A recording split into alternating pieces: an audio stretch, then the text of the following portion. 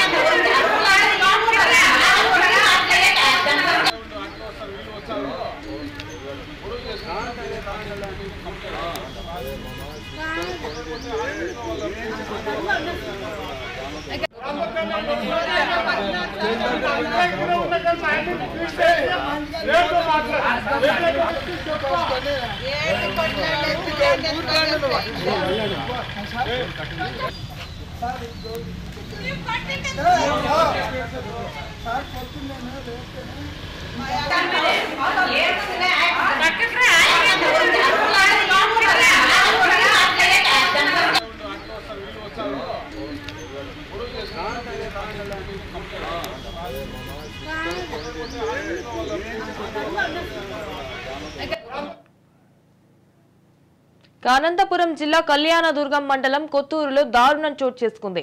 టీడీపీకి ఓటు వేశారని మహిళలపై వైసీపీ నాయకులు దాడులకు పాల్పడ్డారు. దాడిలో తీవ్రంగా గాయపడిన మహిళను అనంతపురం ఆసుపత్రికి తరలించి చికిత్స అందిస్తున్నారు. మరో ముగ్గురికి స్వల్ప గాయాలయ్యాయి. వారు కళ్యాణదుర్గం ఆసుపత్రిలో చికిత్స పొందుతున్నారు. రైట్ గా దీనిపై మరింత సమాచారం మా ప్రతినిధి సూర్య ఫోన్ ఇన్ ద్వారా అందిస్తారు. సూర్య, చెప్పండి.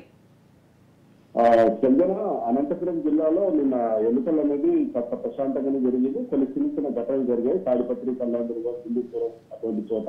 అయితే ఈ రోజు ప్రశాంతంగా ఉంటుంది అన్నట్టు అధికారులు కూడా ఊపిరి పీల్చుకునే పరిస్థితి ఉంది. అయితే అంతేకాకుండా అనంతపురం జిల్లా కళ్యాణదుర్గంలో వైసీపీ నాయకులు విచక్షణారహితంగా మహిళలపై దాడులు చేస్తారు. కారణం ఏదంటే వీళ్ళు నిన్నటి రోజు వైసీపీకి టీడీపీకి ఓటేశారన్నట్టు బరితెగించిన వైసీపీ నాయకులు వీళ్ళపైన దాడులు చేయడం జరిగింది. ఇది కళ్యాణదుర్గం మండలం జరిగింది ఘటన. దీంట్లో దాదాపుగా ఇద్దరు మహిళలు తీవ్రంగా గాయపడ్డారు. మరో ముగ్గురు వచ్చేసి కాస్త చిన్న గాయాలయ్యాయి. వాళ్ళకి కూడా కళ్యాణదుర్గంలోనే ప్రథమ చికిత్స అందిస్తున్నారు. తీవ్రంగా గాయపడిన బోయ అంశయన్న ఆమెను వచ్చేసి మెరుగైన వైద్యం కోసం అనంతపురం జిల్లా ప్రభుత్వ ఆసుపత్రికి తరలించడం జరిగింది. మరో ముగ్గురు నర్సింగ్లు, జ్యోతి, లతమ్మ గాయాలయ్యాయి.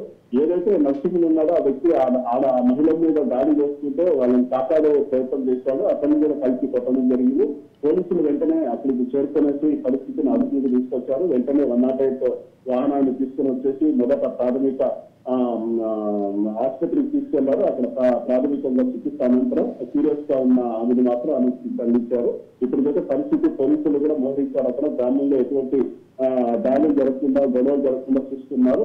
ఈ దాడిని కళ్యాణదుర్గం ఉమ్మడి ఎమ్మెల్యే అభ్యర్థి అల్లిని సురేంద్రబాబు కూడా అక్కడికి వెళ్ళేసి బాధిత కుటుంబాలు ఎవరైతే ఉన్నారో వాళ్ళని పరామర్శించడం జరిగింది. ఇది జరిగిన సంఘటన. Right, thank you for the updates Surya.